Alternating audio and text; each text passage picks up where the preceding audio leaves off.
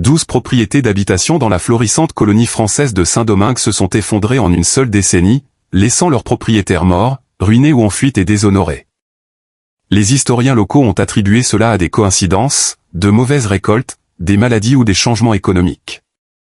Mais les archives coloniales racontent une histoire différente, enfouie dans les registres d'Anchet, les titres de propriété et les documents judiciaires couvrant la période de 1790 à 1800.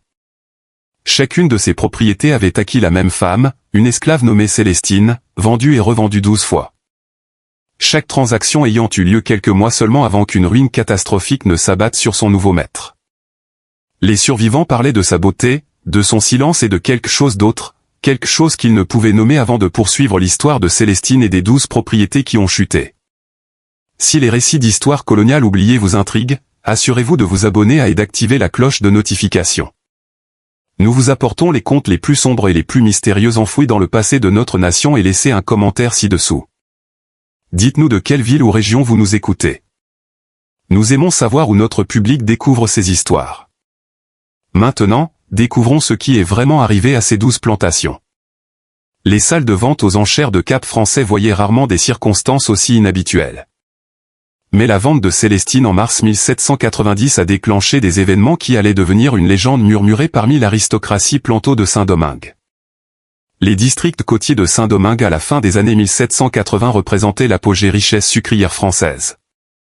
De plaines du nord à Port-au-Prince, de vastes habitations de canne à sucre et de café s'étendaient sur les plaines fertiles et les collines. Leurs maisons de maître à colonnes étant visibles depuis les routes maritimes. Les propriétés rivalisaient non seulement en hectares ou en production mais en démonstration de raffinement. Meubles importés de Bordeaux, enfants éduqués à Paris ou à Nantes et la qualité de leur main-d'œuvre esclave. Les salles de vente aux enchères de Cap Français sur la rue Espagnole menaient leurs affaires avec une efficacité froide. Les ventes de printemps de 1790 attirèrent des acheteurs de toute la colonie, des hommes dont les noms figuraient dans les conseils de banque et les manifestes d'expédition. Ils venaient de chercher des travailleurs des champs, des artisans qualifiés ou des domestiques pour équiper leurs opérations en pleine expansion. Célestine arriva à la bourse de Cap Français le 14 mars 1790. Mise en consignation par la succession d'un marchand décédé de Brest. Les documents l'énuméraient comme ayant 22 tonnes informées au service domestique avec des annotations sur son apparence qui étaient inhabituelles pour de tels documents. Le commissaire-priseur, un homme nommé Monsieur A.M. Sinclair des milliers de ventes, racontait plus tard à sa femme qu'il n'avait jamais vu la salle des acheteurs réagir de cette manière à un lot. Elle se tenait sur l'estrade dans une simple robe d'un grise, les mains jointes, les yeux fixés sur un point lointain au-delà de la foule. Des hommes qui fréquentèrent des enchères chaque semaine, qui se vantaient de l'évaluation astucieuse des biens humains, se trouvaient incapables de détourner le regard. Ces traits possédaient cette rare combinaison qui transcendait les catégories habituelles du commerce, sa peau de la couleur du café au lait, son visage structuré avec une symétrie presque mathématique. Son allure ne suggérait ni défi ni soumission, mais plutôt une absence profonde comme si elle existait quelque part au-delà de la salle elle-même. Les enchères commencèrent à 400 livres tournois. En quelques minutes, elle dépassa les 2000 livres. Le commandant Léopold Fenot de l'habitation Funot, l'une des plus grandes plantations de sucre de Plaine du Nord, l'obtint pour 2300 livres. Une somme qui souleva des soupirs, même chez des hommes habitués à de telles transactions. L'habitation Fenot était située à 25 îles Bodomo au sud de Cap Français, une maison de maître de 3 étages surplombant la rivière Limbé. Léopold Fenot avait hérité de la propriété de son père et l'avait agrandi grâce à des investissements avantageux dans les expéditions de Méla. À 48 ans, il était veuf. Sa femme étant décédée en couche 5 ans plus tôt avec le bébé. Sa maisonnée se composait de ses 2 enfants survivants, une fille, Virginie, et un fils, Léopold Junior, Cuisan, ainsi que d'environ 200 travailleurs esclaves et d'une équipe rotative de compte-mitres. L'acquisition de Célestine par le commandant souleva des sourcils parmi ses pairs, non pas à cause du prix, les hommes de sa position achetaient souvent de chers domestiques, mais à cause de ce que cela suggérait sur les besoins de sa maison. Un veuf de bonne position se remariait normalement dans les 2 ans. Fenot ne l'avait pas fait. L'achat d'une telle femme à un tel prix impliquait des choses que la bonne société préférait ne pas examiner de trop près. Célestine arriva à l'habitation Fenot fin mars. Tandis que les bougainvilliers commençaient à fleurir le long de l'allée circulaire. La gouvernante principale, une femme de couleur libre nommée Madame de la Croix qui gérait la maison depuis 20 ans enregistra l'arrivée de Célestine dans son livre de comptes domestiques méticuleux. L'entrée notait la date, le prix d'achat et une seule observation arrivée de la jeune fille logée dans les quartiers de l'Est, très silencieuse. Pendant le premier mois, les tâches de Célestine restèrent celles de n'importe quel domestique. Aider à la lessive, servir à table, s'occuper des quartiers privés du commandant. Virginie Fenot, qui tenait un journal détaillé, écrivit à son sujet, « La nouvelle jeune fille de papa est plutôt belle, mais particulière. Elle se déplace dans la maison comme un fantôme. Je ne l'ai jamais entendue parler plus que nécessaire. » Les autres domestiques l'évitent. Le commandant lui-même semblait satisfait de son achat. Il dînait bien, dormait profondément et s'occupait des affaires de la plantation avec son efficacité habituelle. Son compte-mitre, un Suisse nommé Monsieur Dumont, rapporta que les plantations de printemps se déroulaient sans incident. Les champs de canne à sucre étaient irrigués comme prévu. Les cafés montraient une croissance initiale prometteuse. Dans la soirée du 8 mai 1790, le commandant Fenot dîna seul dans son bureau, une habitude qu'il avait développée depuis la mort de sa femme. Le repas se composait de cailles rôties, de haricots verts, du jardin et d'une bouteille de Bordeaux de sa cave soigneusement entretenue. Célestine le servit comme elle l'avait fait pendant les 6 dernières semaines, se déplaçant silencieusement entre la salle à manger et la cuisine. Madame de la Croix, dont les quartiers étaient adjacents à la cuisine, raconta plus tard aux enquêteurs que rien ne semblait inhabituel cette nuit-là. Le commandant renvoya le personnel domestique à 20 heures comme c'était son habitude. Célestine resta pour nettoyer le bureau. Les cris commencèrent à 22 ans. Virginie Fenot, lisant dans sa chambre au 2e étage, entendit la voix de son père. Non pas des mots, mais des sons d'agonie qui la firent lâcher son livre et courir dans le couloir. Son frère émergea de sa propre chambre. Le visage pâle. Les sons venaient d'en bas en direction du bureau. Quand ils descendirent les escaliers, la maison s'était réveillée. Madame de la Croix atteignit le bureau la première, suivie de Dumont qui révisait des registres dans la cabane du compte-mitre. Ils trouvèrent le commandant au sol, convulsant. Son visage avait pris un violet foncé. Ses mains agrippaient sa gorge, de l'écume tachait ses lèvres. Le médecin arriva de Cap-Français à l'aube. Trop tard, le commandant Fenot mourut à 7 heures après le début des symptômes. Le médecin, le docteur Samuel Dubois, examina le corps et rendit son verdict, apoplexie, peut-être déclenchée par un repas contaminé. De telles morts survenaient avec une régularité malheureuse sur le bas-côté colonial où le climat chaud encourageait la croissance d'éléments nocifs dans les aliments. Célestine resta dans le couloir pendant l'examen du médecin, son expression inchangée. Interrogée par Dumont, elle expliqua de sa voix douce et mesurée que le commandant avait mangé le même repas que d'habitude, préparé par la cuisinière comme à l'accoutumée. Elle l'avait seulement servi. Elle ne savait rien de ce qui avait suivi.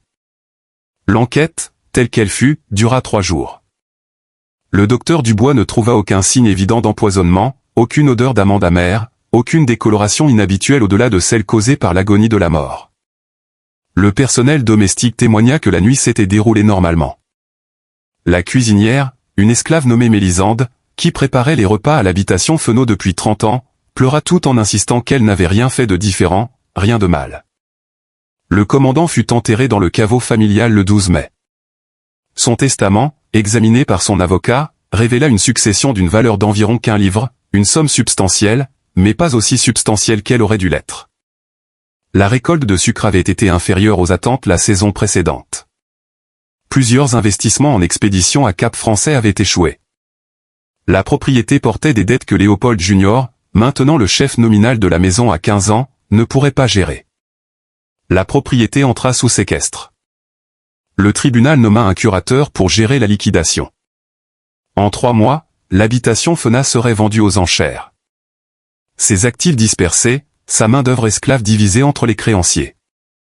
Le 3 juin 1790, Célestine apparut à nouveau sur le bloc des enchères à Cap-Français. La deuxième vente attira moins d'attention que la première. Les liquidations de succession se produisaient régulièrement et les esclaves des plantations en faillite étaient souvent vendus en dessous de la valeur marchande. Néanmoins, plusieurs hommes qui avaient assisté à l'enchère de mars remarquèrent son retour. L'un d'eux, un planteur nommé Monsieur Théodore Calvette, qui possédait de vastes propriétés de café dans le district de Petit-Gave, remporta l'enchère pour 1400 livres.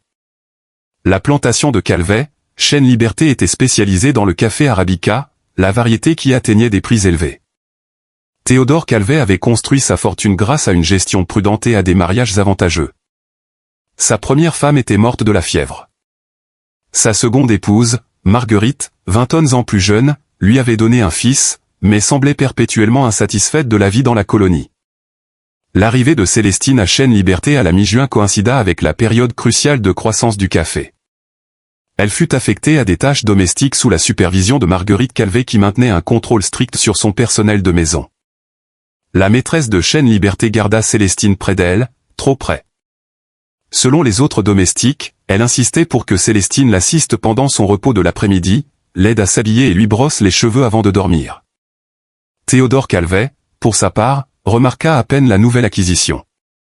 Ses préoccupations se concentraient sur les champs de café et la tension croissante avec ses comptes maîtres concernant les pratiques de travail. La saison de 1790 avait apporté des défis inattendus. Un gel tardif au printemps, une infestation de parasites et des inondations persistantes dans les champs les plus bas. Le journal de Marguerite Calvet, découvert des décennies plus tard dans une archive en fournit un aperçu de ces mois. Ces entrées de juillet et août 1790 devinrent de plus en plus erratiques. Juillet, Théodore passe toutes ses soirées dans son bureau. Je suis laissé seul avec seulement Célestine pour compagnie. Elle ne parle pas à moins qu'on ne lui parle. Pourtant, je me retrouve à lui parler, à lui raconter des choses que je ne raconterai pas à ma propre sœur. 2 août, j'ai fait le rêve le plus particulier. Célestine se tenait au pied de mon lit, m'observant. Quand je me suis réveillé, elle était là, exactement comme dans mon rêve, tenant mon thé du matin. Elle a affirmé qu'elle venait d'entrer. Je ne la crois pas. 19 août, Théodore est tombé malade. Le médecin dit que c'est la fièvre côtière, mais je n'ai jamais vu une fièvre comme celle-ci.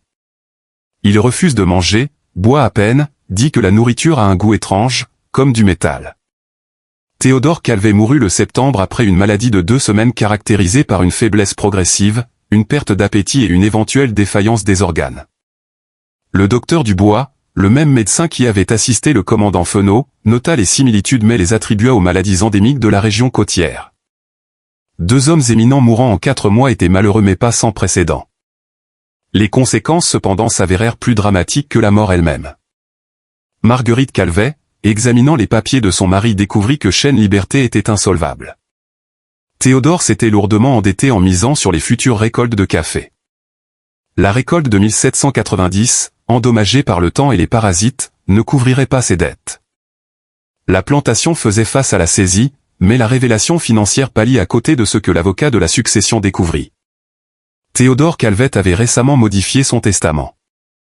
Les changements exécutés seulement 3 semaines avant sa mort redistribuaient des actifs importants loin de Marguerite et vers des parents éloignés et des associés commerciaux. Marguerite contesta le testament en justice, affirmant que son mari n'était pas sain d'esprit. La bataille juridique s'éterniserait pendant des mois, épuisant ce qui restait de la valeur de la propriété. Célestine fut vendue à nouveau le 22 octobre 1790, cette fois lors d'une vente privée arrangée par les curateurs de la succession. L'acheteur, M. Jacques Harcourt du district de Jacmel paya 900 livres. 2 propriétés, 2 décès et une seule femme présente aux 2. Coïncidence? Les tribunaux pensèrent que oui, mais le schéma commençait tout juste à émerger. Si vous êtes aussi intrigué que nous, cliquez sur le bouton j'aime et laissez un commentaire avec votre théorie. Une seule femme pouvait-elle vraiment être liée à une ruine aussi généralisée? Continuons. Les murmures commencèrent dans les bourses marchandes et les clubs de gentlemen de Cap-Français cet hiver-là. Les hommes qui suivaient de telles choses, avocats, commissaires-priseurs, facteurs qui géraient les comptes de plantation, remarquèrent le schéma se forma non pas explicitement, non pas en des termes qui inviteraient à l'enquête, mais dans la manière dont les rumeurs se propageaient à travers des communautés bâties sur les commérages et la suspicion. Cette jeune fille de la vente Fenot pouvait dire l'un sirotant du cognac. Je l'ai revue aux enchères 3e fois cette année. J'ai entendu dire qu'Harcourt l'avait acheté. Il n'en aura pas pour son argent. Cela n'arrive jamais avec ces domestiques sophistiqués. Harcourt n'est peut-être pas aussi astucieux qu'il le pense. Vous vous souvenez de Fenat? Vous vous souvenez de Calvet? La plantation de Jacques Harcourt, Manoir Harcourt représentait l'ancienne richesse de Saint-Domingue des concessions de terre datant de la période coloniale, une fortune accumulée sur des générations. Jacques lui-même à 61 ans incarnait l'idéal du planteur paternaliste catholique dans la foi, modéré en politique, connu pour le traitement relativement humain de sa main-d'œuvre. Il acheta Célestine non pas pour lui-même, mais pour sa femme Catherine qui demandait une aide domestique supplémentaire. Catherine Harcourt, 58 ans, gérait sa maison avec la précision d'une campagne militaire. Elle interrogea Célestine personnellement avant d'approuver l'achat, lui posant des questions sur ses précédents postes, ses compétences, son tempérament. Les réponses de Célestine, douces et respectueuses, satisfirent la maîtresse du manoir Harcourt. L'hiver, 1790 à 1791 se passa en silence. Célestine s'acquitta de ses devoirs sans plainte. Les Harcourt reçurent des invités pour Noël, organisant un bal qui attira des familles de 3 districts. Des témoins se souvenaient plus tard avoir vu Célestine servir du punch, se déplacer dans les pièces bondées, attirant des regards admiratifs de plusieurs jeunes gentilshommes, mais conservant son silence caractéristique. Janvier apporta le premier signe de trouble. Catherine Harcourt, toujours en bonne santé, développa de têtes persistants, puis de la fatigue, puis des nausées qu'aucun remède ne parvenait à soulager. Le docteur Dubois, appelé de Cap Français, diagnostiqua un épuisement nerveux et prescrivit du repos et un tonique. Les symptômes empirèrent. En février, Catherine pouvait à peine quitter son lit. Elle se plaignait d'engourdissement dans les extrémités, d'une sensation de brûlure dans l'estomac, de cauchemars si vifs qu'elle se réveillait en hurlant. Jacques Harcourt, désespéré, fit venir des spécialistes de Paris et de la Martinique. Ils offrirent des diagnostics concurrents, troubles nerveux, tuberculose latente, tumeur à l'estomac. Catherine Harcourt mourut le mars presque exactement un an après la première vente de Célestine. La cause du décès telle qu'enregistrée par le docteur Dubois, défaillance des organes vitaux compatibles avec une maladie nerveuse avancée. Jacques Harcourt, ravagé par le chagrin, se retira des obligations sociales. Son facteur à Cap Français commença à remarquer des irrégularités dans les comptes de la plantation. Expéditions manquant, dettes impayées, écart entre les récoltes déclarées et les ventes réelles. Un audit révéla un détournement systématique par le compte-mitre d'Harcourt qui volait des fonds depuis des années. Le compte-mitre s'enfuit en Louisiane avant de pouvoir être appréhendé. La plantation, déjà en difficulté avec les dettes des dépenses médicales de Catherine, fit face à la ruine. Jacques Harcourt subit ce que son médecin appela une crise de mélancolie. Le 10 avril 1791, il fut retrouvé dans son bureau ayant consommé une dose fatale de l'odome. La vente de la succession eut lieu en mai. Célestine apparut sur le bloc pour la 4e fois. À LT1, le schéma devint impossible à ignorer, du moins pour ceux qui prêtaient attention. 3 propriétés ruinées, 3 propriétaires morts, une femme vendue et revendue à chaque endroit. Pourtant, le système juridique construit sur les précédents et les preuves ne trouvait d'enquêter. Les esclaves changeaient de main constamment. Les plantations échouaient régulièrement. La mort était monnaie courante sur les bas-fonds côtiers sujets aux maladies. Mais dans les réseaux informels où les épouses des planteurs échangeaient des informations dans les lettres lors des rassemblements sociaux à l'église pendant les visites, le nom de Célestine commença à apparaître avec une fréquence croissante, non pas en termes accusatoires, ce qui aurait invité au scandale et aux complications légales, mais dans des avertissements prudents déguisés en conseils pratiques. J'ai entendu dire que la place Trenel a acheté cette jeune fille de la succession Harcourt. Quelle pitié pour Jacques et Catherine. La fièvre côtière est particulièrement mauvaise cette année. Vendue 4 fois en 15 mois, c'est inhabituel, n'est-ce pas? Bien que je suppose qu'il y a toujours une explication. Mon mari l'a revue à la salle des enchères de la rue Espagnole. Belle certes, mais il y a quelque chose dans les yeux.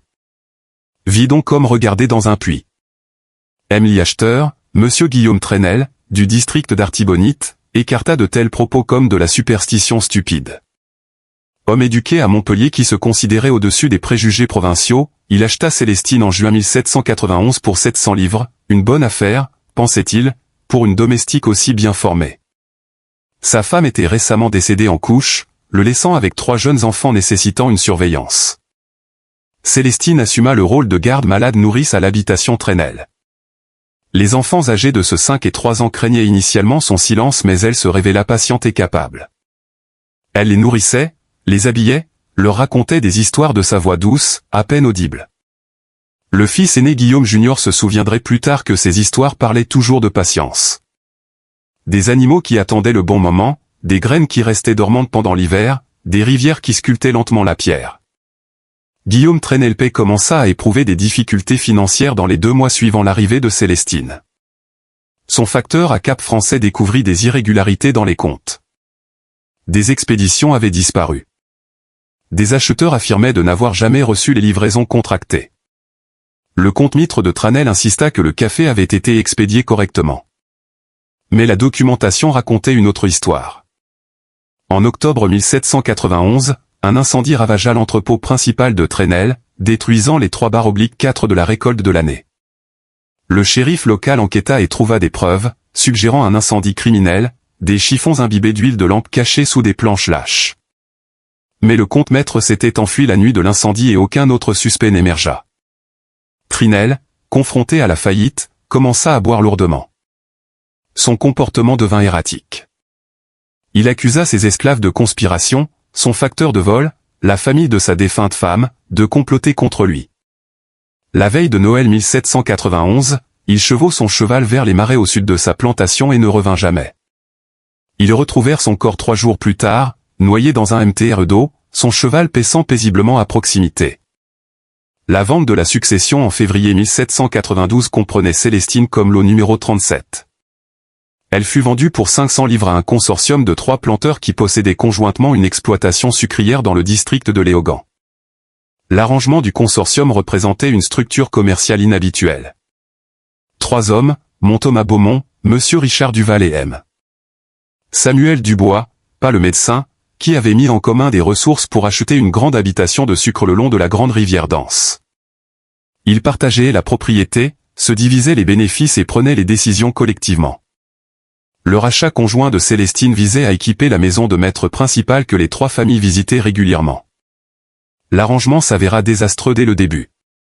Beaumont et Duval commencèrent à se disputer les décisions de gestion quelques semaines après l'arrivée de Célestine. Dubois pris entre eux devint de plus en plus renfermé. À l'été, le partenariat s'était détérioré en amères disputes juridiques. Chaque homme accusa les autres de mauvaise gestion, de vol ou de sabotage.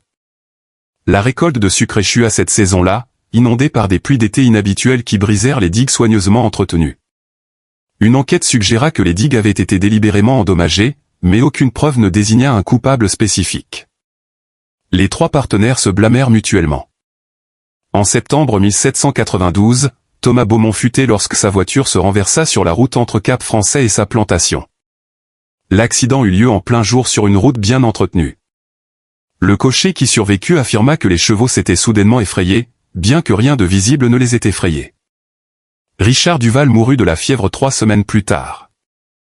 Samuel Dubois, le partenaire survivant, demanda immédiatement au tribunal la dissolution du consortium. Il vendit sa part de la plantation à perte et déménagea sa famille à Bordeaux, disant à ses amis qu'il ne voulait plus rien avoir à faire avec le sucre colonial. La plantation fut mise aux enchères en novembre 1792. Célestine fut vendue séparément. Son prix était maintenant tombé à 300 livres. Son 6e acheteur, Monsieur Édouard Leclerc de Porte-Perce, était un célibataire qui exploitait une petite mais lucrative opération de café. 6 plantations, 6 propriétaires détruits et nous n'en sommes qu'à la moitié de ce cauchemar. Juste au moment où nous pensions avoir vu le pire, l'horreur dans les districts côtiers de Saint-Domingue s'intensifie. Si cette histoire vous donne des frissons, partagez cette vidéo avec un ami qui aime les mystères sombres. Cliquez sur le bouton j'aime pour soutenir notre contenu et n'oubliez pas de vous abonner pour ne jamais manquer des histoires comme celle-ci. Découvrons ensemble ce qui se passe ensuite. Édouard Leclerc se considérait trop rationnel pour les superstitions. Lorsque son facteur à Cap Français mentionna les rumeurs entourant Célestine, Leclerc les railla comme l'imagination fiévreuse des épouses de planteurs ennuyés. Il l'acheta en décembre 1792 spécifiquement pour prouver qu'une opération bien gérée n'avait rien à craindre des commérages. Sa confiance dura exactement 4 mois. L'hiver 1792 à 1793 commença normalement à l'habitation Leclerc, une exploitation modeste de 300 hectares appelée domaine de Palmette. Leclerc vivait seul à l'exception de sa main-d'œuvre esclave déante 3 personnes et d'un compte-mitre nommé Jacques Turner. Il se vantait de son efficacité, tenant des registres méticuleux de chaque dépense et récolte. Les tâches de Célestine au domaine de Palmette différaient de ses précédents postes. Sans femme ni enfant à servir, elle servait principalement de domestique personnel à Leclerc, s'occupant de ses quartiers, servant ses repas, gérant les fournitures domestiques. Turnay, le comte Mitre, nota dans ses rapports hebdomadaires qu'elle accomplissait ses tâches correctement, mais ajouta une observation inhabituelle. Les esclaves l'évitent. Quand elle entre dans les quartiers, la conversation s'arrête. Leclerc écarta cela comme absurde. Les esclaves des champs en voulaient souvent aux domestiques, les considérant comme des collaborateurs privilégiés. Mais les rapports de Turner devinrent plus inquiétants en janvier et février. Des outils disparurent des ateliers. Le cadenas d'une grange de stockage fut retrouvé brisé. Bien que rien ne semblait avoir été volé. Troc esclaves tentèrent de s'enfuir, ce qui était inhabituel pour le domaine de Palmette, qui n'avait jamais connu de tentative d'évasion au cours des 10 années de propriété de Leclerc. En mars 1793, Leclerc a éprouvé d'étranges symptômes. Pas exactement une maladie, mais une sensation croissante de malaise. Il avait du mal à dormir. Quand il dormait, des cauchemars le réveillaient. Rêves de noyade, d'étouffement, d'être enterré vivant. Il commença à vérifier les serrures 2 fois, convaincu que quelqu'un entrait dans sa chambre la nuit. Son appétit diminua. La nourriture avait un goût étrange pour lui, bien que Turner et la cuisinière insistassent que rien n'avait changé dans la cuisine. En avril, la paranoïa de Leclerc était devenue évidente pour tout le monde sur la plantation. Il accusa Turner de vol. Il affirma que les esclaves tramaient une rébellion. Il commença à porter un pistolet chargé en permanence, même à l'intérieur de la maison. Ses lettres à son facteur à Cap-Français devinrent de plus en plus erratiques, pleines de remarques tangentielles et d'accusations soudaines. Le 19 avril 1793, Jacques Turner fut retrouvé mort dans sa cabane, tué d'un seul coup de feu. Leclerc insista qu'il avait tiré sur le comte Mitre en légitime défense, affirmant que Turner l'avait attaqué. Le shérif local enquêtant sur la scène ne trouva de lutte. Le pistolet de Turner resta dans son étui. Le coup fatal l'avait atteint par derrière. Le shérif arrêta le centilitre et le transporta à la prison du district. Lors du procès, l'avocat de Leclerc plaida la folie temporaire causée par l'isolement et le stress. Des témoins déposèrent sur son déclin mental dans les semaines précédentes. Le procureur cependant présenta des preuves suggérant un meurtre avec préméditation. Les lettres de plus en plus hostiles de Leclerc à propos de Turner, ses accusations de vol qu'aucun audit ne soutenait, ses allégations de conspiration qu'aucune preuve ne corroborait. Le jury délibéra pendant 6 heures avant de déclarer Leclerc coupable d'homicide involontaire. Il fut condamné à 15 dans la prison coloniale. Sa propriété, y compris sa main-d'œuvre esclave, fut vendue pour couvrir les frais de justice et l'indemnisation de la veuve de Turner. Célestine apparut aux enchères à Cap-Français le 12 juin 1793, se vendant pour 200 livres à un homme nommé M. Henri Droit. Le prix avait chuté de manière significative de 2300 livres 3 ans plus tôt à une fraction de cette valeur. Les registres de la maison de vente aux enchères de juin 1793 révèlent pourquoi M. Hiram Sinclair, le commissaire-priseur qui avait mené la première vente de Célestine, inclut une annotation inhabituelle à côté de sa liste, n'avertissant pas explicitement les acheteurs, ce qui aurait été illégal, mais fournissant un historique d'achat détaillé que tout observateur astucieux trouverait problématique. Henriot Soit ne le remarqua pas. Soit ne s'en soucia pas. Un veuf récent, désespéré par le besoin d'aide domestique, il acheta Célestine pour s'occuper de sa mère âgée et gérer sa maison à Petit Gave. La plantation de Drouot, appelée domaine Rive-Bandée, était située le long d'un tronçon particulièrement isolé de la rivière Sigino. La maison principale, une structure de 2 étages datant des années 1750, était tombée en désuétude depuis la mort de la femme de Drouot 2 ans plus tôt. Sa mère, Adélaïde, 73 ans et de plus en plus fragile, vivait dans une chambre à l'étage, descendant rarement à l'étage principal. Célestine prit en charge les soins d'Adélaïde Drouot. Fin juin 1793. L'arrangement semblait convenir à tous. La vieille dame appréciait d'avoir une infirmière compétente. Henri pouvait se concentrer sur les affaires de la plantation et Célestine s'acquittait de ses devoirs avec son efficacité habituelle. Puis Adélaïde commença à parler. Les autres domestiques interrogés plus tard rapportèrent que Madame Adélaïde avait toujours été bavarde, encline à de longues histoires sur le bon vieux temps. Mais en juillet et août, sa conversation prit une autre qualité. Elle commença à se confier à Célestine, lui racontant des secrets de famille, dettes cachées aux créanciers, infidélité dissimulée, un enfant né hors mariage et donné, bien volé à un voisin décédé. Henri Drouot remarqua la langue lâche de sa mère et essaya de limiter le temps de Célestine avec elle. Mais Adélaïde était devenue dépendante de son infirmière et refusait de permettre à qui que ce soit d'autre de s'occuper d'elle. Les révélations de la vieille dame continuèrent, devenant plus détaillées et dommageables. Elle parla de l'implication de son défunt mari dans des opérations de contrebande pendant les années 1770. Elle mentionna les documents d'expédition falsifiés de son fils. Elle décrivit en détail comment la famille Drouot avait acquis leur première propriété grâce à des revendications frauduleuses qui avaient déplacé une famille autochtone. En septembre, Adélaïde Drouot mourut paisiblement dans son sommeil, une mort naturelle pour une femme de 73 ans. Mais aux funérailles auxquelles assistèrent 3 familles voisines, les rumeurs de ses confessions sur son lit de mort s'étaient déjà répandues.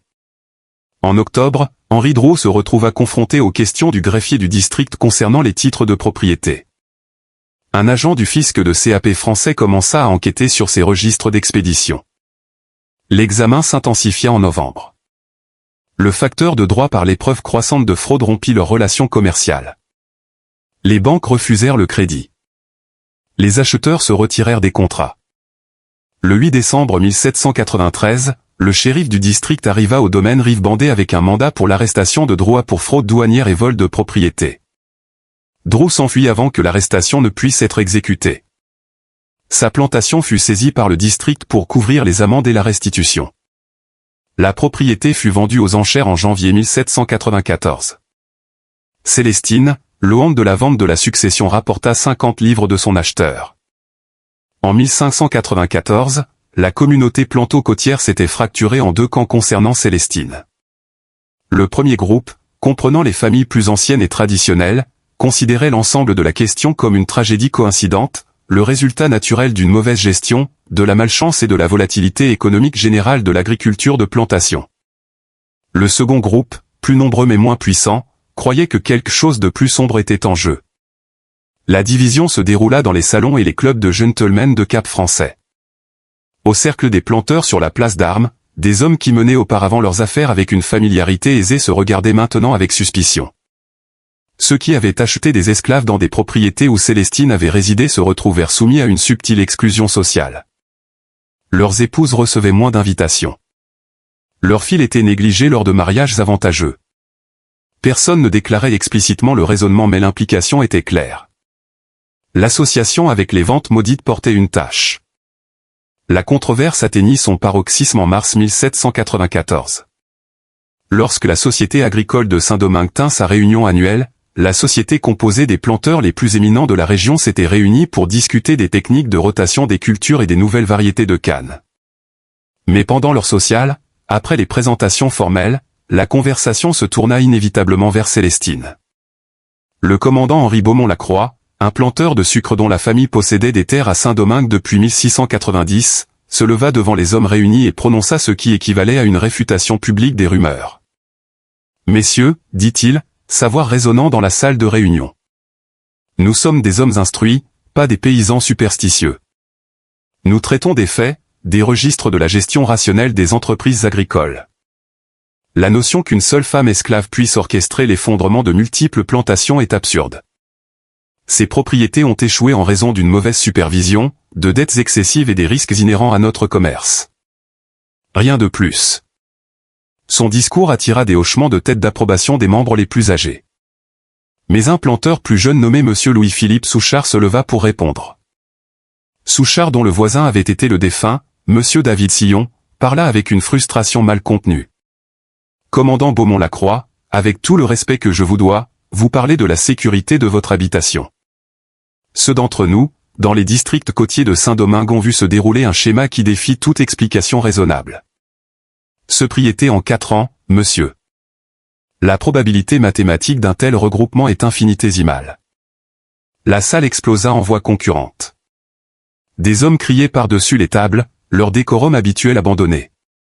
Le président de la société, contraint de rétablir l'ordre en menaçant de suspendre la réunion, parvint à calmer l'assemblée. Mais le dommage à la cohésion de la communauté était fait. Des planteurs qui avaient coopéré pendant des décennies sur des projets d'irrigation et de défense politique se regardaient maintenant avec méfiance. Le problème était probatoire. Aucune enquête n'avait découvert de preuves d'actes répréhensibles. Le docteur Dubois, qui avait assisté plusieurs des défunts, n'avait trouvé aucune preuve d'empoisonnement ou de violence au-delà de ce qui pouvait se produire naturellement. Il tenait des registres minutieux de chaque cas et lorsqu'il était pressé par des collègues de les revoir collectivement, il maintenait son jugement professionnel. Fièvre côtière, apoplexie, accident, suicide. Les shérifs qui avaient enquêté sur plusieurs incidents ne trouvèrent aucune preuve claire désignant Célestine. Plusieurs l'avaient interrogée directement au fil des ans. Chacun rapporta la même expérience. Une femme calme et respectueuse qui répondait aux questions avec une clarté douce qui ne montrait ni culpabilité ni défi, qui semblait presque absente même si elle était physiquement présente.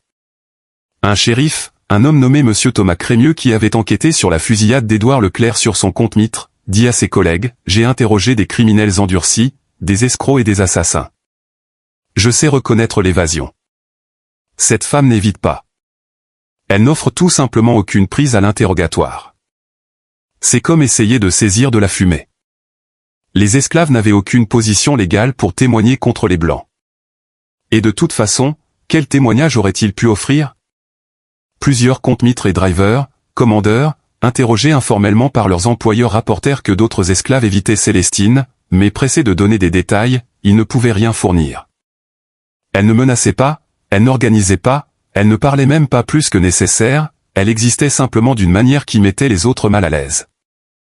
Un commandeur, un homme nommé Tobias, qui supervisa brièvement Célestine à l'habitation Trenel, fournit l'observation la plus détaillée lorsqu'il fut interrogé par un voisin curieux.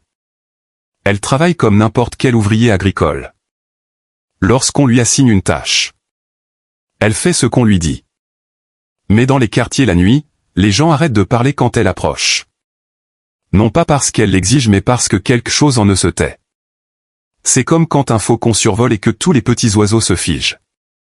Ils ne savent pas pourquoi ils sont silencieux. Ils le sont juste. Les avocats et facteurs qui géraient les ventes de propriétés remarquèrent le schéma mais ne pouvaient rien faire. La loi sur la propriété exigeait que les esclaves soient vendus comme des actifs et sans condamnation pénale, il n'existait aucun mécanisme légal pour retirer Célestine du marché.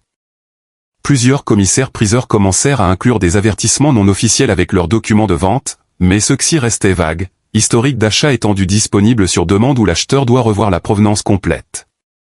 Monsieur Hiram Sinclair, le commissaire-priseur qui avait mené sa première vente, se trouva à un dilemme éthique. En 1794, il avait géré 5 des 12 ventes de Célestine.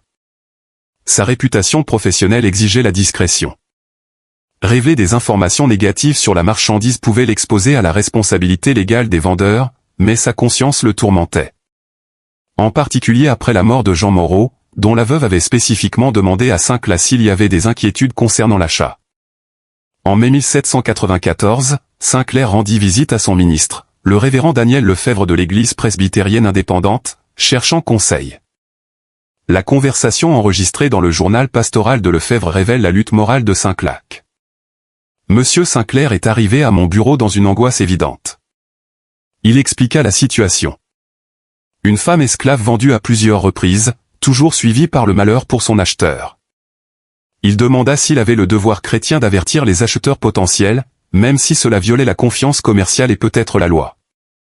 Je lui ai conseillé que la loi et ses obligations professionnelles étaient claires, mais que la loi de Dieu supplante celle des hommes lorsque des vies innocentes sont en jeu. Néanmoins, je l'ai averti, sans preuve de véritables méfaits, il risquait de commettre le péché de faux témoignage.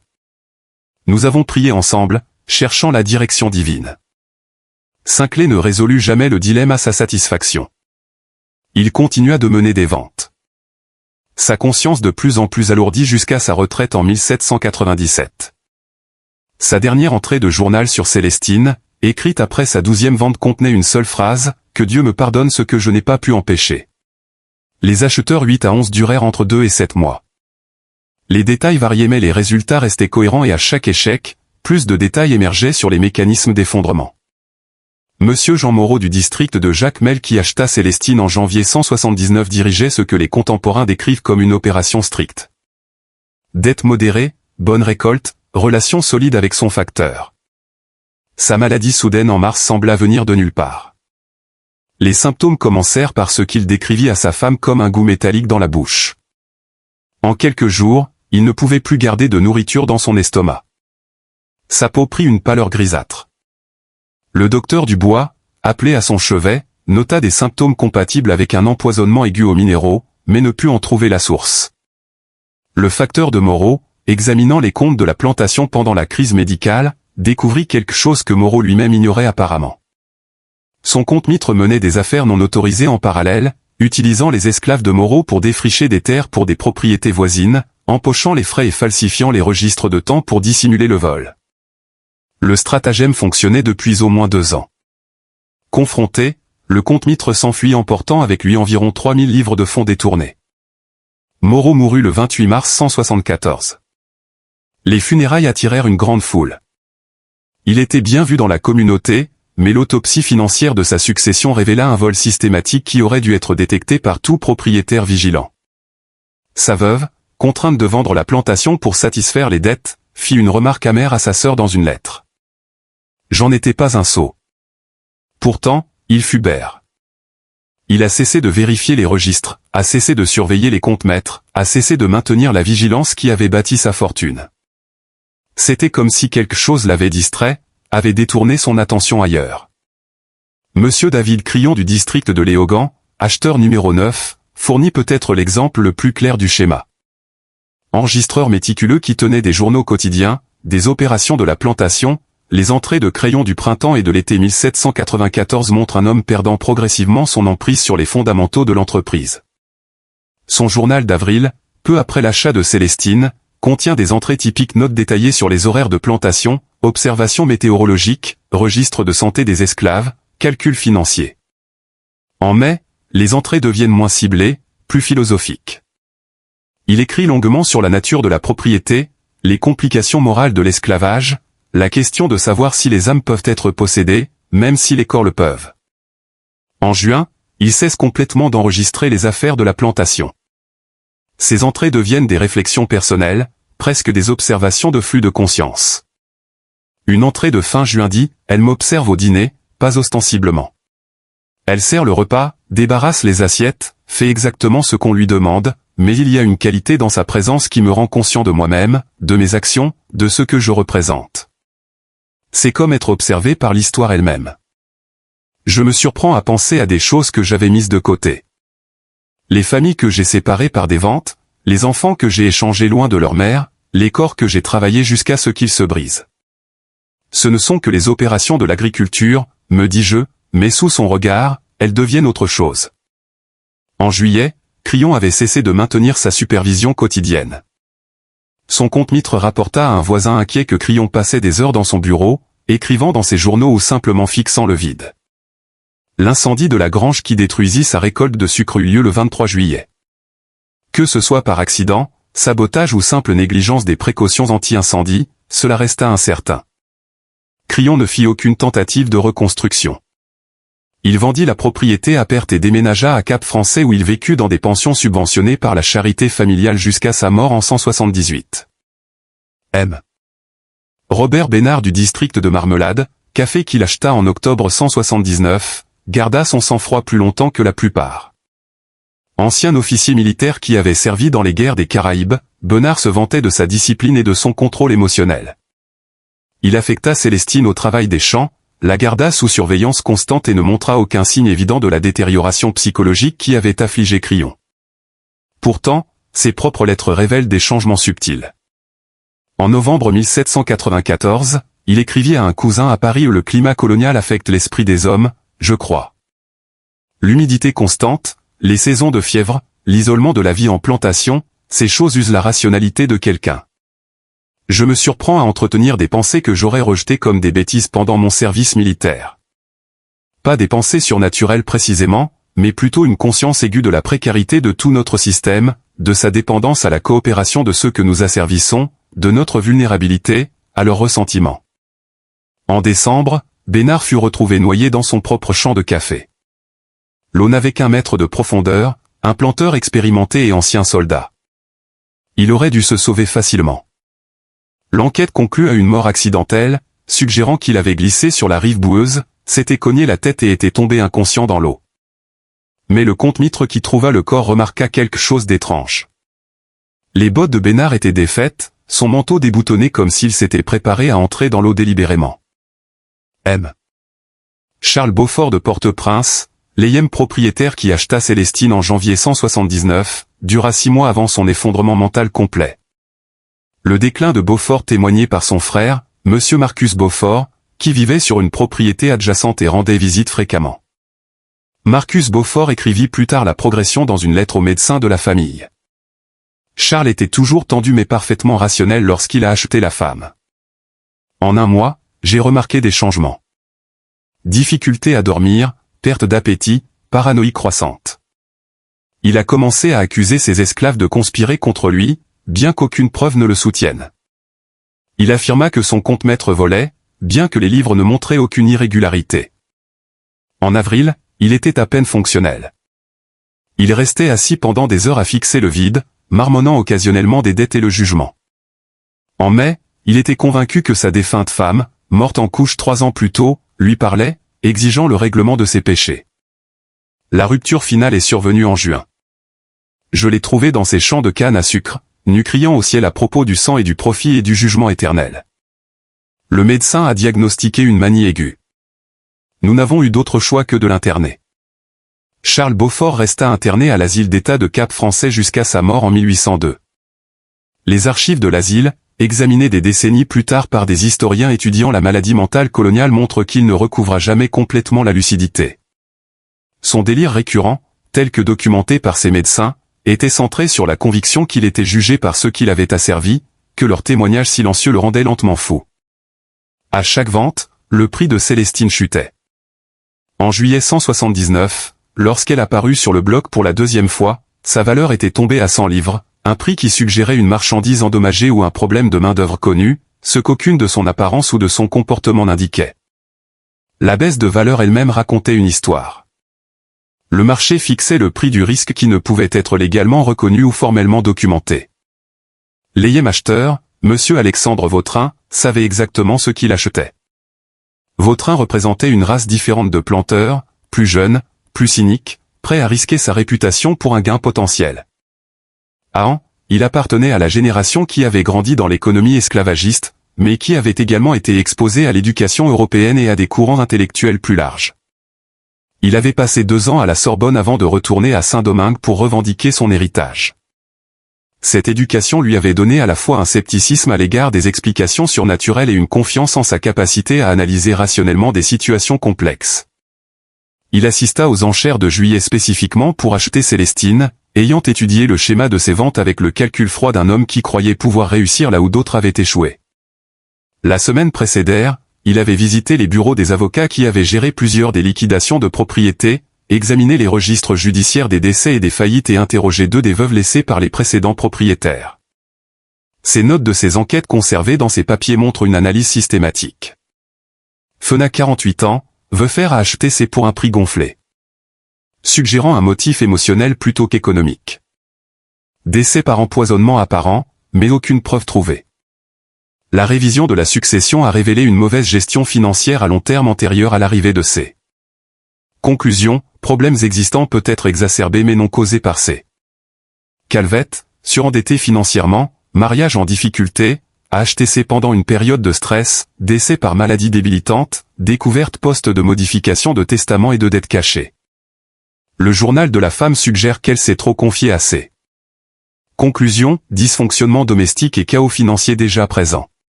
Parcours âgé, veuve dévastée par le chagrin, décès de la femme par maladie puis détournement financier par le compte-mitre découvert. Suidé du mari par l'OHOM. Le schéma suggère une instabilité émotionnelle et une mauvaise supervision. C'est présente mais lien de causalité incertain, facteur commun dans tous les cas. Vulnérabilité émotionnelle, irrégularité financière, mauvaise supervision, isolement social. Hypothèse, c'est peut servir de catalyseur plutôt que de cause. Des acheteurs prédisposés à l'échec sélectionnent une esclave attrayante comme compensation pour d'autres problèmes de la vie. La présence d'un tel achat signale un mauvais jugement à la communauté, invite à l'examen et à l'exploitation. C'est elle-même peut être simplement témoin de l'effondrement inévitable. Son raisonnement, tel qu'il l'expliqua à son facteur à Cap-Français, était simple. 12 propriétés ont échoué. Mais était-ce la femme ou était-ce le type d'homme qui l'a acheté? Chaque acheteur était vieux, financièrement peu sûr ou émotionnellement compromis. Je ne suis aucune de ces choses. Jailluxant. Je suis sans dette et je n'ai aucune illusion sur la nature de la propriété. S'il y a un problème, je l'identifierai et l'éliminerai. Sinon, j'ai acquis un actif pour un 20e de sa valeur initiale. La plantation de Vautrin Pointe-Noire occupait 2000 hectares de terre de canne à sucre de première qualité à Léogand. Il avait hérité de la propriété à 25 ans et avait passé 7 ans à moderniser les opérations, mettant en œuvre de nouvelles méthodes de culture apprises dans les journaux agricoles et maintenant une discipline financière rigoureuse. Sa main-d'œuvre esclave était de plus de 300 personnes. Son compte-mitre, un ancien officier militaire nommé Patrice Sully, gérait l'opération avec une précision militaire. Inspection régulière, tenue de registres détaillés, punition rapide des infractions et surveillance minutieuse de toutes les opérations de la plantation. Les deux hommes avaient servi ensemble brièvement pendant la guerre en Europe où Vautrin avait été lieutenant et Sully sergent. Leur relation combinait l'amitié avec une claire compréhension hiérarchique. Q respectait l'intelligence de Vautrin et acquiesçait à son jugement. Mais se sentait également à l'aise pour offrir des conseils francs lorsqu'il croyait que son employeur faisait des erreurs.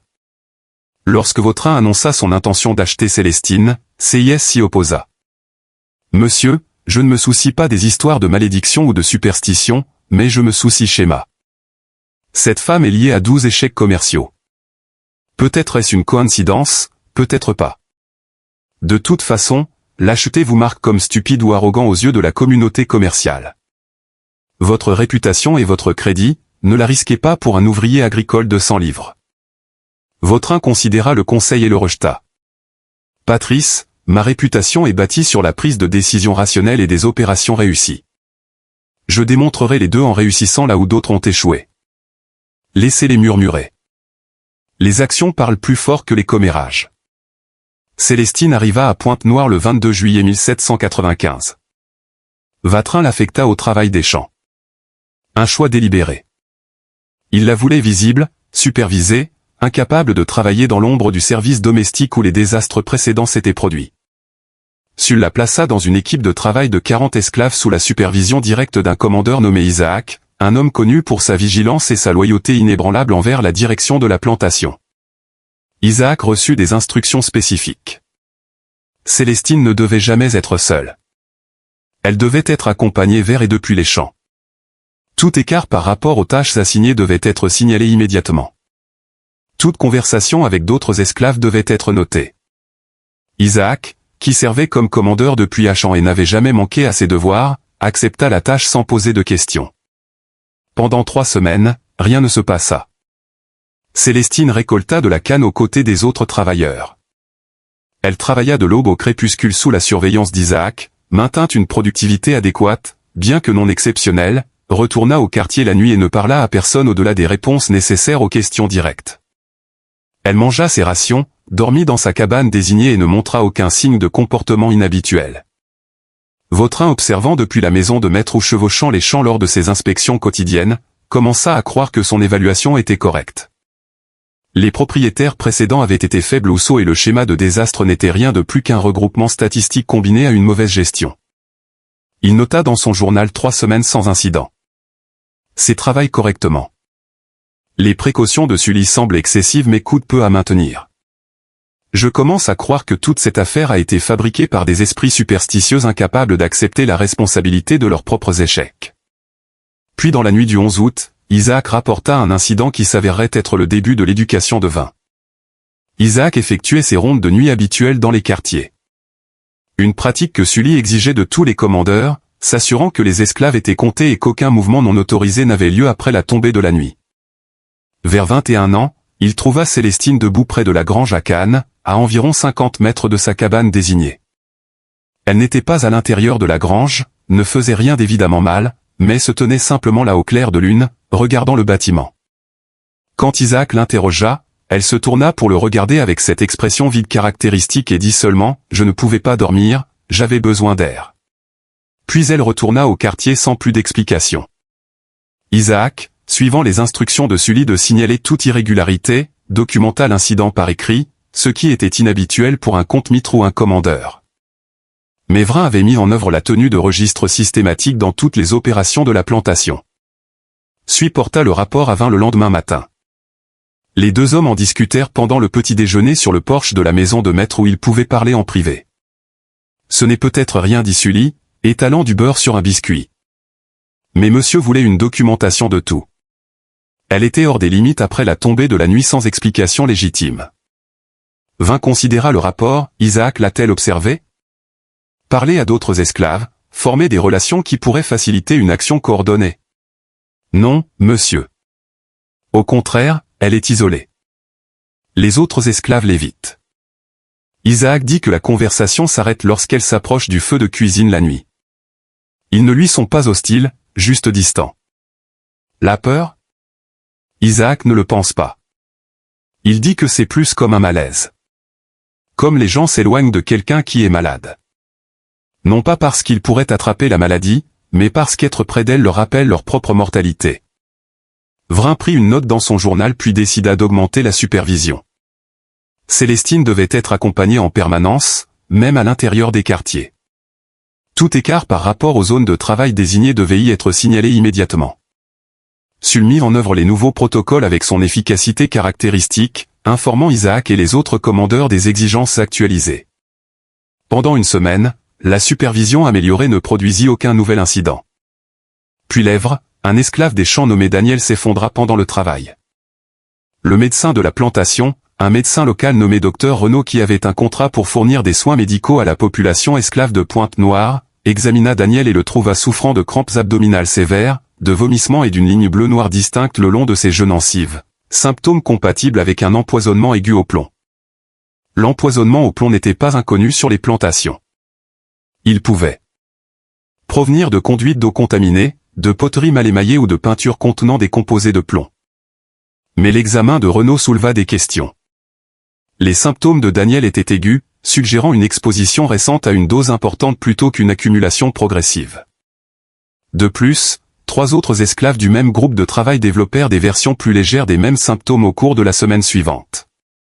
Suy mena une enquête immédiate sur les sources potentielles d'exposition. L'approvisionnement en eau provenait d'un puits qui avait été testé et jugé propre. Les casseroles étaient en fer et en cuivre, non recouvertes de plomb. Les cabanes des esclaves ne contenaient pas de peinture.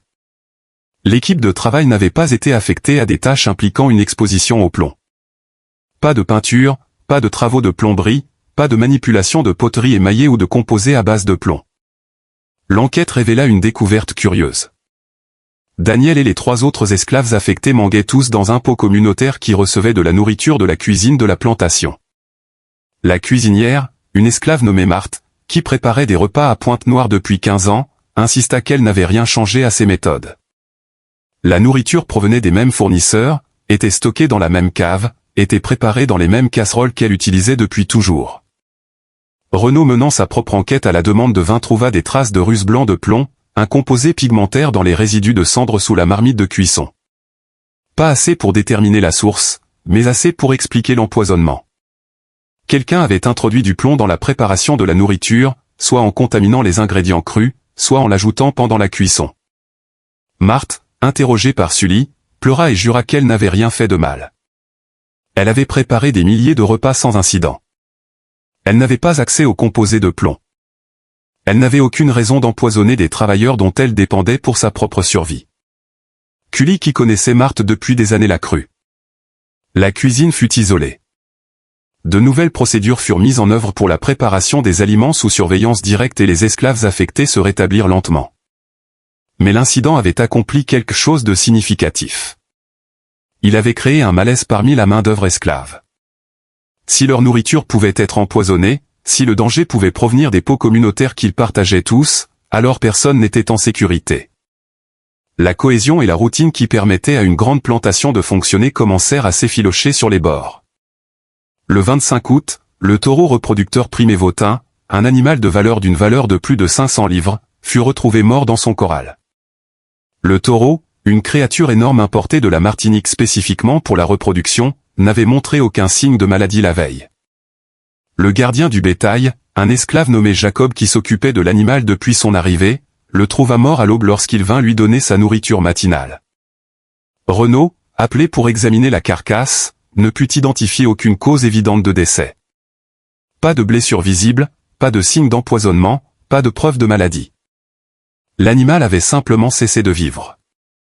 La meilleure hypothèse de Renaud était une insuffisance cardiaque, bien que les taureaux de cet âge mouraient rarement de problèmes cardiaques. La viande fut jugée dangereuse pour la consommation et la carcasse fut enterrée. La perte était financière. 500 livres représentaient un investissement important mais aussi symbolique. Un taureau reproducteur était un signe de l'ambition et de la sophistication d'une plantation. Sa mort mystérieuse suggérait une vulnérabilité même dans les aspects les plus contrôlés des opérations de la plantation. Le 1er septembre, Sully découvrit que quelqu'un falsifiait les barils d'eau de la plantation. La maison de maître et la cabane du comte Mitre tiraient leur eau d'un puits. Mais les esclaves des champs recevaient de l'eau de grands barils remplis quotidiennement au puits et transportés vers les zones de travail. Sully, menant une inspection de routine, remarqua une odeur inhabituelle dans l'un des barils, légèrement amère, presque médicinale. Il interdit immédiatement aux esclaves de boire de ce baril et envoya un échantillon à Renaud pour analyse. Le médecin identifia d'une substance qu'il ne put nommer définitivement, mais qu'il croyait pouvoir être dérivée de certaines plantes indigènes de la région côtière. Pas assez pour causer de graves dommages dans la concentration diluée trouvée dans le baril, mais assez pour que quiconque en buvait se sente nauséeux et faible. L'incident suggérait un sabotage délibéré, mais aucune preuve ne désignait une personne spécifique. Les barils étaient remplis à l'aube par une équipe rotative d'esclaves. Des dizaines de personnes y avaient accès tout au long de la journée. Célestine avait été proche des barils, mais aussi 40 autres ouvriers agricoles.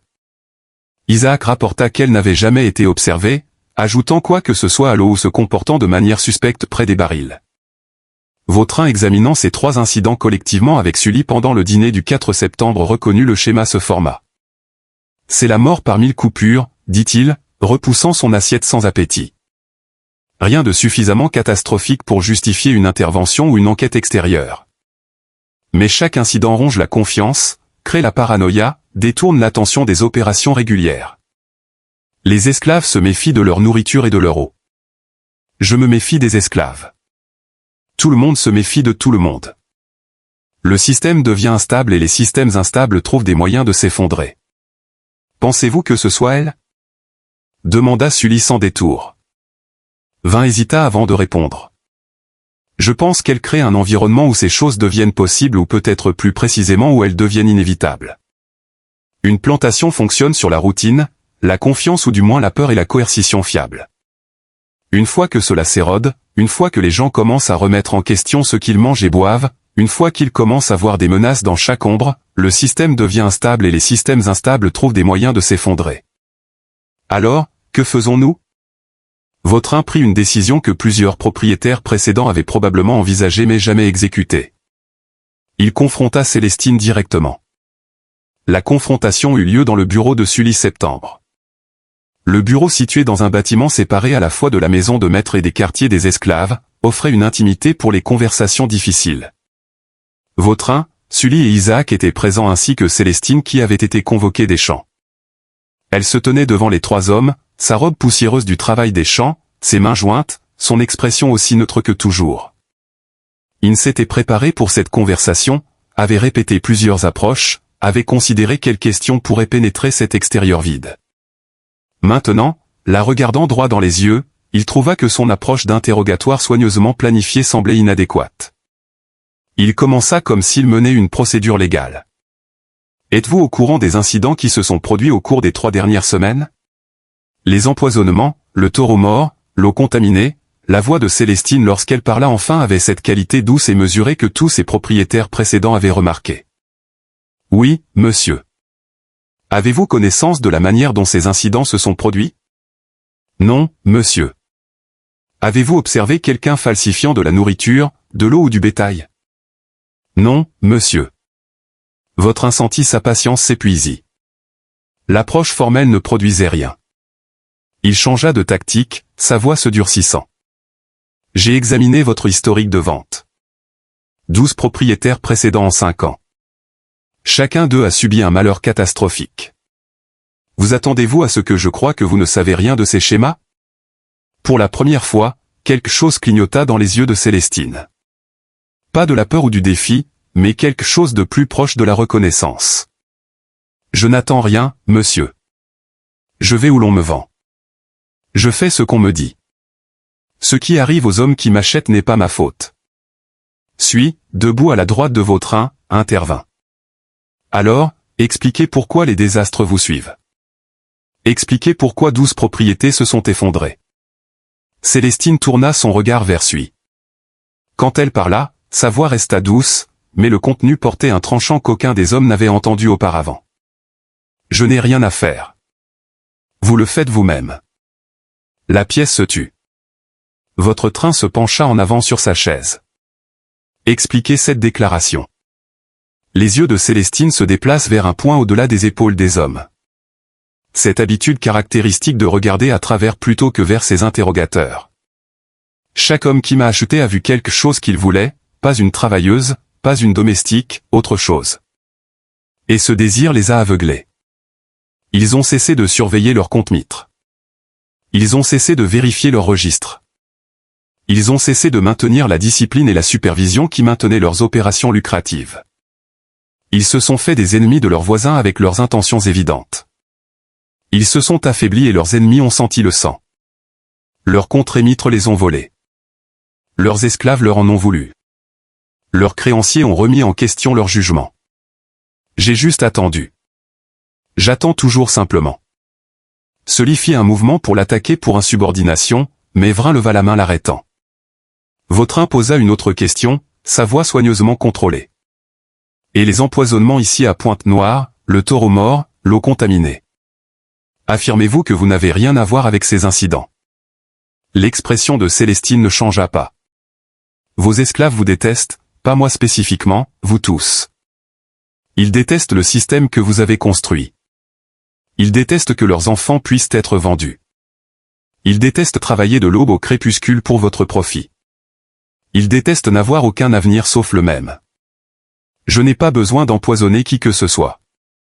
Certains d'entre eux le feront d'eux-mêmes lorsqu'ils verront une opportunité.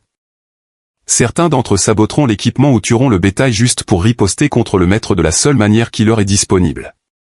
Votre contre-émitre vous vole parce qu'il sait que vous ne lui ferez jamais entièrement confiance. Alors il prend ce qu'il peut pendant qu'il le peut.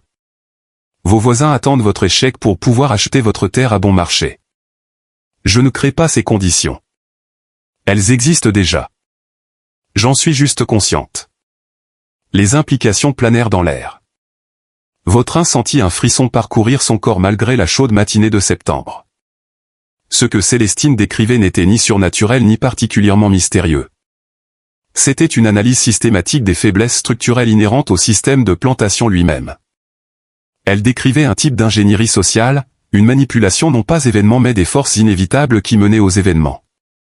Isaac, qui était resté silencieux jusqu'à présent, posa une question qui surprit à la fois Vautrin et Sully. Pourquoi, si vous êtes si intelligente, si vous voyez tout cela, pourquoi ne vous êtes-vous pas enfui?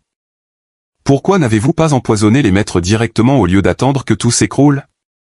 Célestine tourna son attention vers Isaac la première fois qu'elle regarda directement l'un d'eux. S'enfuir vous fait attraper et tuer. Empoisonner vous fait attraper et tuer. Mais observer, attendre, être présente pendant que les hommes fiers font les erreurs que les hommes fiers font toujours. Cela me maintient en vie. Cela me maintient en mouvement. Chaque fois qu'une propriété s'effondre, je suis vendu. Chaque fois que je suis vendu, je recommence le schéma. J'ai survécu à 12 propriétaires en 5 ans. Combien d'ouvriers agricoles peuvent en dire autant? Combien survivent à même 5 ans de vos tendres soins? La pièce tomba dans un silence inconfortable. Votre train se retrouva confronté à une perception inattendue. Célestine n'était pas folle, délirante ou surnaturellement puissante. Elle était froide, brutalement rationnelle. Elle avait identifié une stratégie de survie. Au sein du système esclavagiste, elle l'avait exécutée avec précision, en étant achetée par des hommes vulnérables, en devenant un symbole visible de leur faiblesse et de leur mauvais jugement, en existant simplement comme un catalyseur, elle avait assuré sa propre survie continue, tout en regardant ses propriétaires se détruire. Vautrin ordonna que Célestine soit emmenée et enfermée dans la prison de la plantation, un petit bâtiment en briques utilisé pour punir les infractions graves. Alors qu'Isaac l'emmenait, Vautrin et Sully restèrent assis en silence pendant plusieurs minutes. Finalement suis par là. Que faisons-nous d'elle? Votre train ne répondit pas immédiatement. Il réfléchissait aux implications de ce que Célestine avait révélé. Finalement, il dit, nous devons mener un audit complet des opérations de la plantation. Tout, registre, compte-mètre, fourniture, esclaves, voisins, créanciers. Si elle a raison, si le système contient les graines de son propre effondrement, alors nous devons identifier et éliminer toutes les vulnérabilités avant qu'elles ne soient exploitées. La liquidation de Pointe-Noire et l'affranchissement. L'enquête qui s'ensuivit au cours des 2 semaines suivantes fut l'examen le plus complet que Pointe-Noire a jamais subi. Vautrin et Sully examinèrent chaque entrée de registre des 3 dernières années.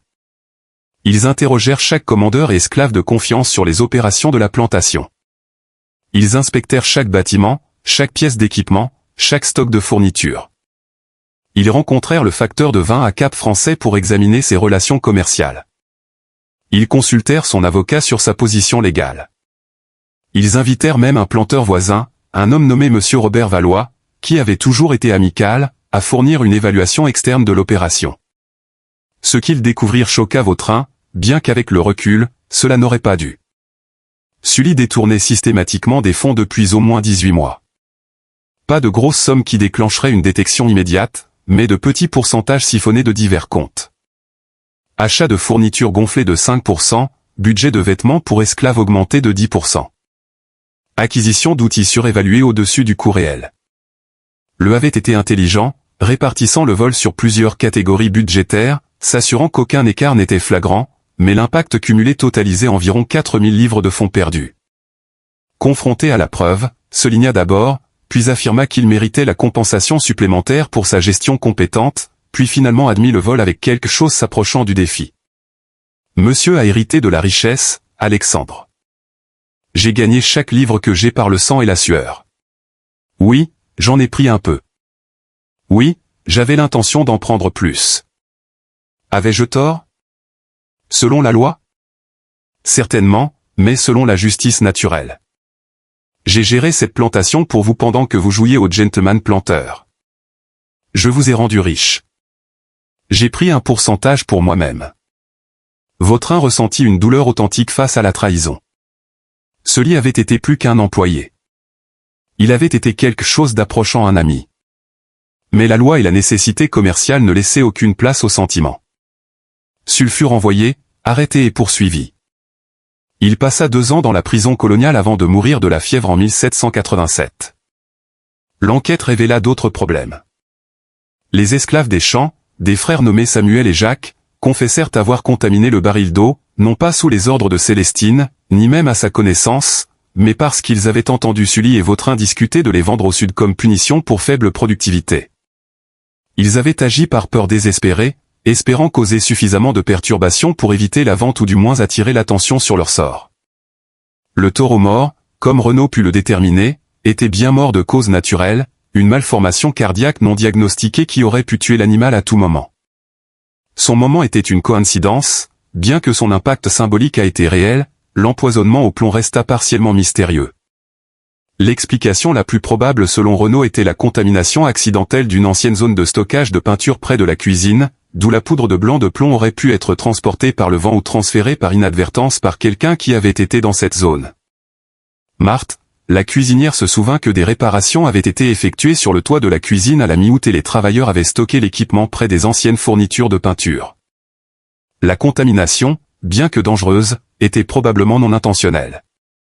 Mais la révélation la plus accablante ne vint pas de l'enquête interne, mais des questions de vin à Cap-Français. Son facteur, le rencontrant en privé, révéla quelque chose que Vautrin ignorait. La spéculation autour de son achat de Célestine, les rumeurs de ses intentions, avaient endommagé sa réputation dans la communauté commerciale. Les sociétés de facteurs qui étaient autrefois désireuses de traiter son sucre étaient maintenant prudentes. Une banque qui envisageait de lui accorder un crédit pour l'expansion avait retiré l'offre. Des associés commerciaux qui recherchaient autrefois son partenariat dans diverses entreprises s'étaient discrètement éloignés. Monsieur est considéré comme imprudent, Alexandre, expliqua son facteur, son malaise évident. Achetez cette femme après ce qui est arrivé aux autres. Cela vous a marqué comme arrogant ou stupide. Les hommes qui réussissent dans notre communauté n'ont pas besoin de se prouver en courtisant un danger évident. Ils exercent un jugement prudent. En l'acquérant, vous avez suggéré que cette prudence vous manquait. Vautrin insista pour obtenir des détails. Qui exactement avait changé son évaluation de lui? Quelle banque, quels facteurs, quels associés commerciaux? La liste était plus longue qu'il ne l'avait imaginé.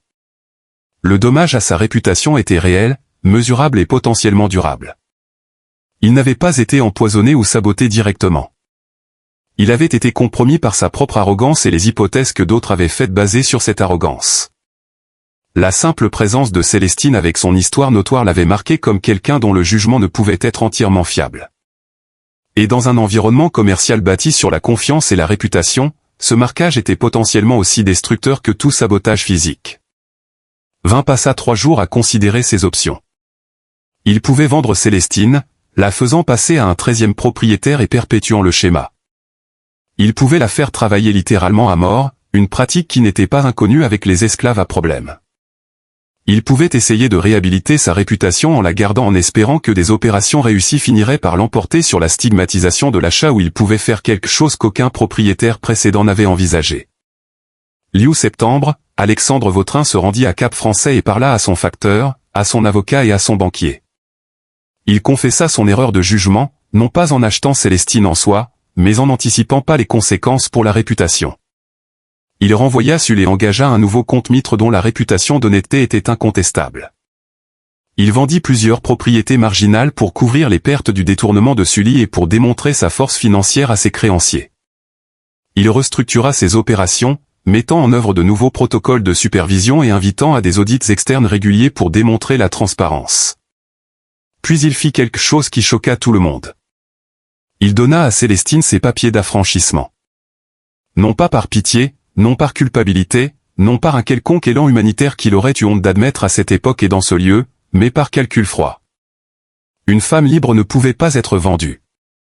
Une femme libre ne pouvait pas être transmise de propriété en propriété. Quel que soit le pouvoir qu'elle détenait, qu'il soit réel ou imaginé, qu'il soit actif ou simplement catalytique, il serait brisé en la retirant du système de propriété et de travail forcé permis sa stratégie de survie. Plus important encore, en l'affranchissant, Vrin démontra quelque chose à la communauté commerciale, qu'il pouvait admettre une erreur, la corriger de manière décisive et agir d'une manière qui privilégiait la réputation commerciale sur l'ego ou le précédent. Le geste disait, sans le déclarer explicitement, « Je comprends que j'ai fait une erreur. Je la corrige de la manière la plus dramatique possible. Je suis un homme qui valorise le succès pratique au-dessus de la fierté. » Les papiers d'affranchissement furent exécutés le 1er octobre 1795 au palais de justice de Cap-Français. Célestine en devint une femme de couleur libre avec une documentation légale de son statut, une occurrence rare dans les districts côtiers de Saint-Domingue où les Noirs libres étaient considérés avec suspicion et leur nombre était délibérément maintenu petit. L'avocat de Vautrin, un homme nommé Monsieur Benjamin Fournier, qui avait géré des dizaines de liquidations de propriétés, y compris plusieurs ventes précédentes de Célestine, mena la procédure légale avec une efficacité professionnelle. Mais après, dans son bureau, il demanda à Vrin, « Pensez-vous qu'elle était réellement responsable? Ou était tout coïncidence et dynamique sociale comme elle l'a affirmé ?» Vrin considéra sa réponse attentivement. « Je pense qu'elle a reconnu un schéma dans le système esclavagiste que la plupart des gens ne voient pas parce qu'il est trop inconfortable de le reconnaître. Les plantations fonctionnent sur le travail forcé maintenu par la violence. Cette violence crée du ressentiment. Ce ressentiment crée des opportunités de sabotage.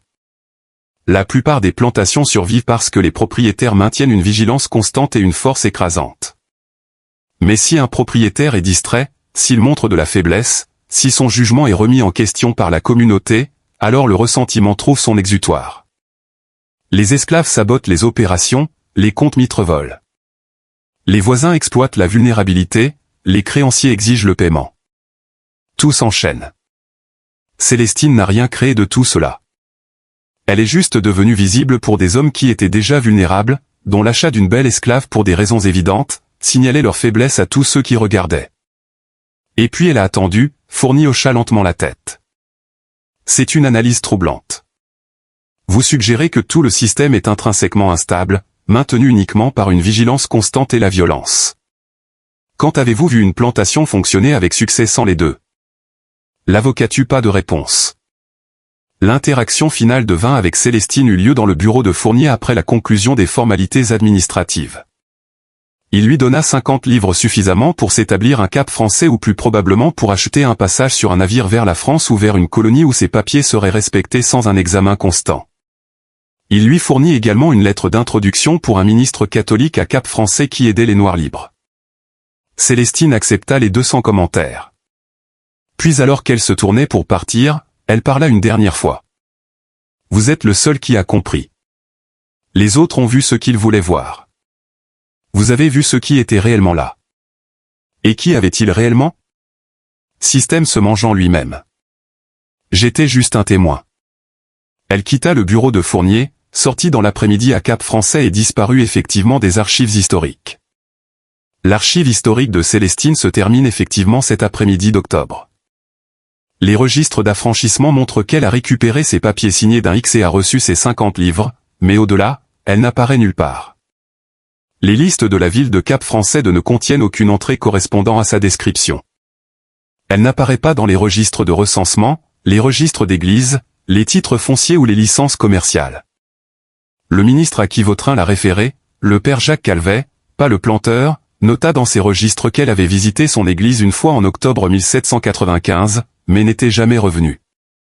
Une brève découverte dans une lettre écrite en 1802 par Monsieur Marcus Beaufort. Le frère de Charles Beaufort qui avait été interné à l'asile mentionne « Il se trouve que j'étais à Cap français pour affaires et j'ai vu une femme que je jurerais être celle qui s'occupait de Charles avant son effondrement. Elle travaillait comme couturière dans un magasin près du quai.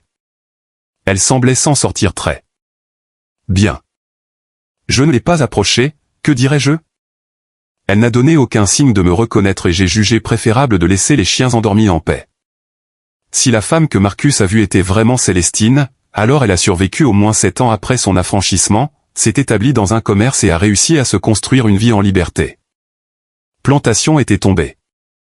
2 hommes avaient été détruits, certains par la mort, d'autres par la faillite, la folie ou la procédure judiciaire.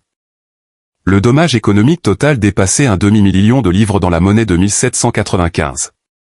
Plus de 3000 esclaves furent déplacés par les ventes de propriétés et les saisies.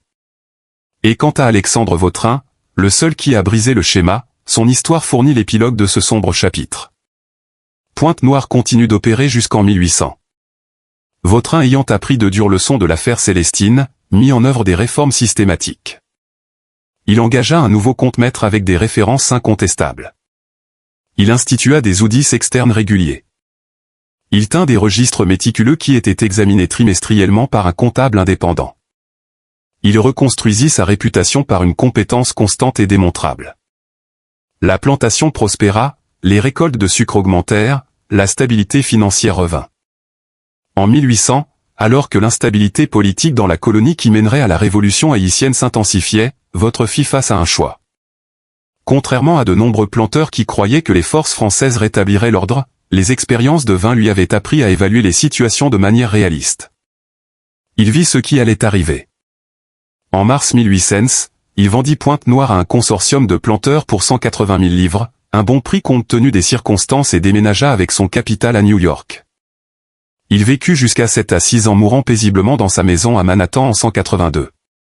Ses papiers privés donnés à l'université Columbia par sa petite-fille en 1923 révélèrent que Vautrin n'avait jamais oublié les leçons de 1795. Parmi ces documents, soigneusement classés dans un dossier étiqueté Philosophie des affaires, se trouvait une lettre datée de novembre 1795 écrite à un ami à Bordeaux qui avait posé des questions sur l'affaire Célestine. La lettre disait en partie « Vous m'avez demandé pourquoi je l'ai affranchie alors que j'aurais pu la vendre au sud et me débarrasser du problème avec profit. La réponse est plus complexe que vous ne le pensez et j'ai passé un temps considérable à la contempler. Premièrement, d'un point de vue pratique, sa présence m'avait marqué comme un homme de mauvais jugement aux yeux de mes partenaires commerciaux. Ce marquage valait plus que sa valeur de vente. En l'affranchissant de manière dramatique, j'ai démontré une volonté d'admettre l'erreur et de la corriger de manière décisive, des traits valorisés dans les affaires.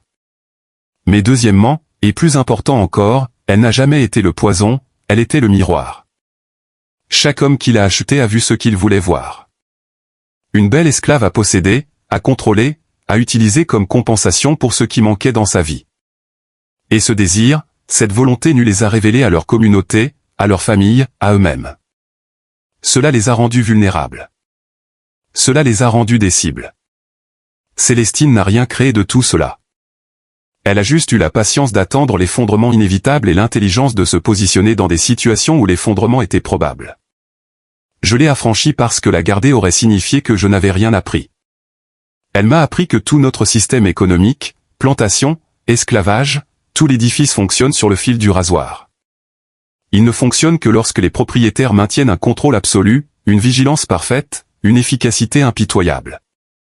Toute faiblesse, toute distraction, tout échec humain visible et le système se retourne contre lui-même. Ce n'est pas un modèle durable. Je soupçonne, bien que je ne vivrai pas pour le voir, que tout le système finira par s'effondrer sous ses propres contradictions. J'ai déplacé mon capital vers le nord. Non pas parce que je crois en l'abolition, mais parce que je crois en la survie. L'archive historique nous dit que Célestine a existé, qu'elle est passée par 12 propriétés en 5 ans, qu'elle était présente lors de 12 effondrements. Mais qui elle était vraiment? Ce qu'elle pensait, ce qu'elle ressentait, ce qu'elle voulait reste inconnaissable. Peut-être s'approprier dans un système qui traitait les personnes comme des biens, qui leur refusait la voix, l'autonomie et la personnalité. L'acte de résistance le plus profond peut être de simplement rester inconnaissable, de traverser le système ne laissant aucune trace au-delà de la destruction sur son passage, de survivre en comprenant mieux que ses maîtres les forces qui les détruiraient, d'être présente à l'effondrement de 12 propriétés et d'en sortir libre tandis qu'elles s'écroulaient derrière vous. Telle est l'histoire de Célestine Oudu. Moins c'est la seule histoire que les archives nous permettent de raconter.